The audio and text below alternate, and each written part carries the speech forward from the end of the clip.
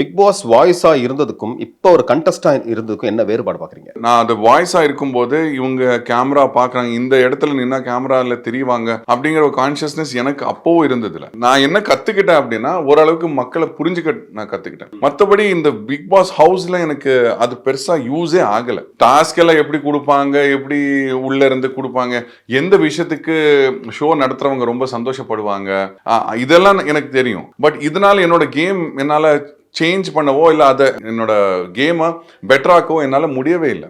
இங்கே நின்னா camera favour கிடைக்கும், நான் சொன்னது வந்து ரெஜிஸ்டர் ஆகும்னு என்னால் யோசிக்கவே முடியல. அப்படி யோசிச்சா அப்போ நான் பண்ணுறது எதுவுமே ரியலாக இருக்காது. ரியாலிட்டி ஷோவில் வந்து நான் நடிச்சிட்டு இருக்கேன்னா அப்போ அது அதை விட ஒரு வர்ஸ்டான விஷயம் எனக்கு தெரியல. பிகாஸ் அங்கே நம்ம வந்து ரியலாக தான் இருக்கணும், நம்ம உண்மையிலே அதை எஃபெக்ட் ஆகணும். அது எஃபெக்ட் ஆனால் தான் மக்களுக்கும் அதை பார்க்கும்போது இவர் வந்து really he's going through something, நம்ம உண்மையிலே அதை ஃபீல் பண்ணாதான் அது நம்மளை அவ்வளோ எஃபெக்ட் பண்ணும். ஸோ நானா இருந்து அந்த கேமரா பத்தி யோசிக்காம இந்த இடத்துல இப்படி பேசினா ரெஜிஸ்டர் ஆகும் யோசிக்காம எப்படி தோணுதோ அப்படியே பேசுறதா எனக்கு சரியான கேம் தோணுது.